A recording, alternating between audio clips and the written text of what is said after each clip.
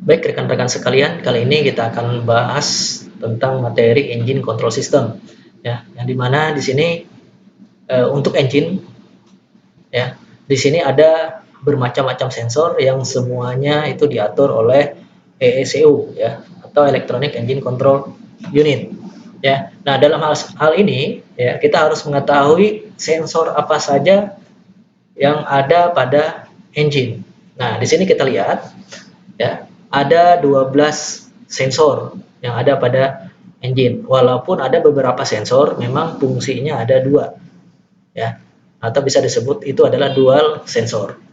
Oke, kita akan bahas satu persatu. Kita mulai, ya, kita lihat nih dari nomor satu. Di sini posisinya itu dia di sebelah kanan engine, ya. Di situ adalah coolant temperatur sensor.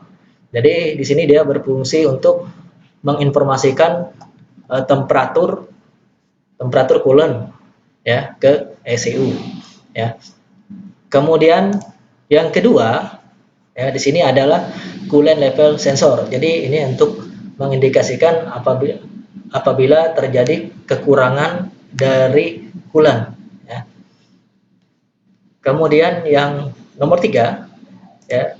Nah, yang nomor tiga di sini adalah cooling fan electronic and rotation speed, ya. Jadi di sini sensor speed, ya, sensor speed untuk fan yang sudah kita bahas sebelumnya, yaitu jadi di sini untuk mencatat berapa jumlah putaran fan atau kipas, ya. Kemudian selanjutnya yang nomor 4. Nah, di sini yang nomor 4 ini adalah oil level dan temperatur sensor, ya. Jadi fungsinya adalah untuk mengetahui berapa jumlah level oli engine, ya, dan berapa temperatur oli pada saat itu.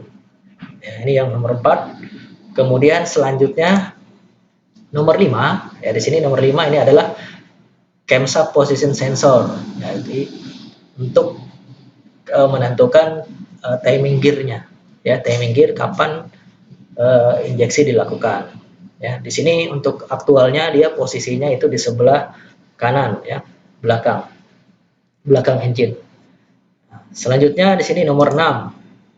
Nah, di sini nomor 6 adalah untuk crankcase pressure sensor yang berfungsi untuk mengetahui tekanan di dalam crankcase, ya, atau bisa juga disebut dengan blue by pressure, ya, yang nomor 6. Nah, selanjutnya di sini nomor 7 itu adalah level for water separator.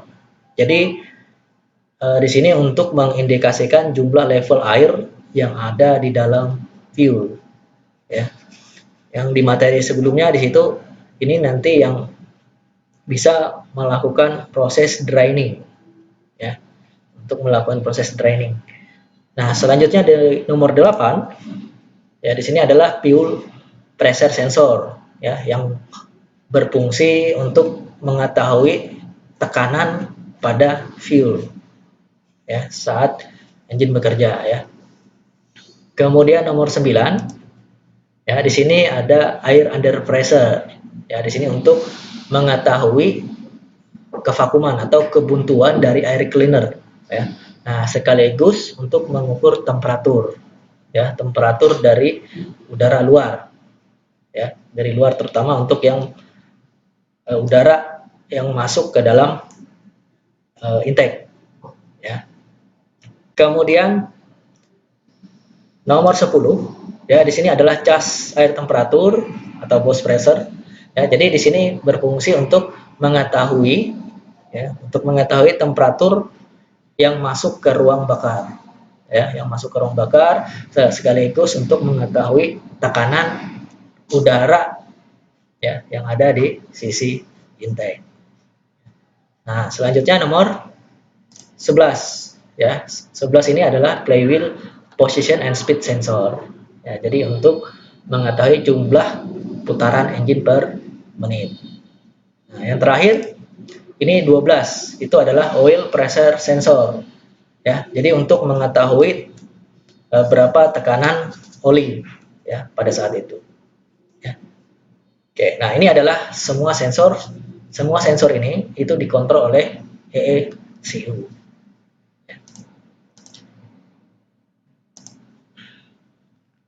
Nah, kemudian di sini, nah ini untuk pengontrol, ya, sebagai kontrol untuk starting motor, di sini dia dikontrol oleh yang namanya control unit VECU, ya, Vehicle Electronic Control Unit.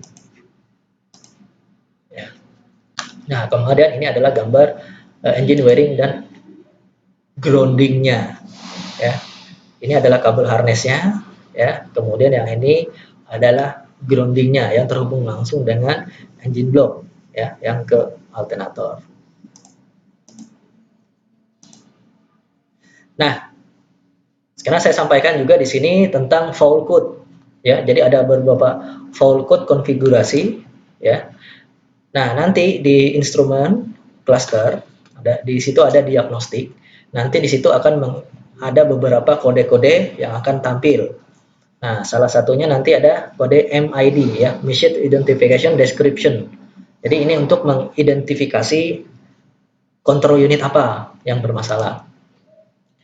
Kemudian itu ada PID, ya, atau bisa disebut Parameter Identification Description.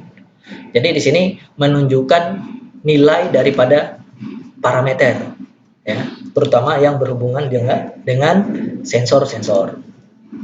Kemudian di sini ada PPID, ya. PPID itu ada proprietary, ya, parameter identification description. Ini adalah kode unik parameter yang hanya ada pada Volvo itu sendiri, ya. Nah, kalau MID, VID itu tadi adalah standar SAE. Nah, selanjutnya itu ada SID. SID di situ adalah Subsystem Identification Description, ya, atau komponen identifikasi, ya. Jadi berhubungan dengan komponen. Kemudian PSID ya sama, ya. Jadi ini adalah kode unik, ya, kode unik dari Volvo itu sendiri, ya. Kemudian yang terakhir itu adalah FMI, ya, itu Failure Mode Identifier, ya. Artinya di sini adalah untuk mengidentifikasi kerusakan apa yang sedang terjadi, ya. Jadi FMI itu ada 16 FMI, ya, dari FMI 0, ya, sampai FMI 15, ya. Jadi contoh misalnya FMI 5, berarti ada kerusakan misalnya pada kabelnya, berarti power yang putus, ya. Oke, ya. Mungkin itu dulu untuk engine control system. Nanti bila ada pertanyaan silakan langsung disampaikan. Terima kasih.